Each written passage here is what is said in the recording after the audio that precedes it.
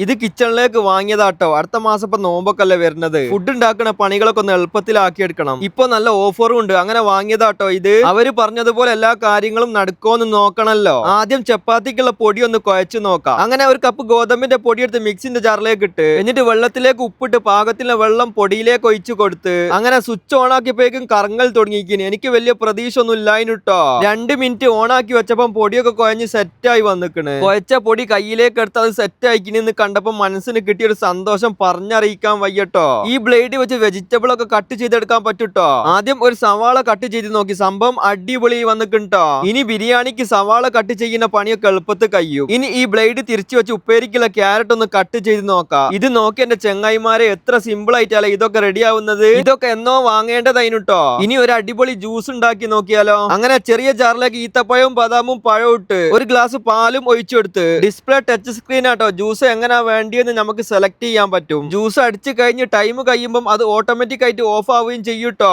കുടിച്ചു നോക്കിയപ്പോൾ ജ്യൂസും അടിപൊളി. അതുപോലെ ഫ്രഷ് ജ്യൂസ് ഉണ്ടാക്കുകയും ചെയ്യാം. ഇത് നോക്കി എങ്ങനെ ഉണ്ട്. ഈ ജാറ് നമുക്ക് എല്ലാ ഉപയോഗത്തിനും പറ്റും. ഞാൻ ഹോംമേറ്റിന്റെ ബ്ലെൻഡർ ആട്ടോ വാങ്ങിയത്. 1500 വാട്ട്സിൽ 2 ഇയർ വാറന്റി ഉണ്ട്. ഖത്തറിലുള്ള അവരെ ഓൺലൈൻ സൈറ്റ് ആയ ബയോൺ ബഡ്ജറ്റിന്റെ പേജ് ഞാൻ ഇതിന്റെ പരം ആഡ് ചെയ്യുന്നുണ്ട്. 349 കൊടുത്തത് ഇപ്പൊ 249 ഓഫർ പ്രൈസിനാട്ടോ അവര് കൊടുക്കുന്നത്. അങ്ങനെ കുഴച്ചു വെച്ച പൊടി കൊണ്ട് വേഗം പൂരി ഉണ്ടാക്കി. ഉച്ചകത്തെ ചിക്കൻ മുളകിട്ടതുണ്ടായിരുന്നു. അടിപൊളിയായിട്ട് കഴിച്ചിട്ടോ. പിന്നെ വീഡിയോ ഇഷ്ടപ്പെട്ടാൽ ഒരു ലൈക്കും ഷെയറും ചെയ്യാൻ മറക്കല്ലേ.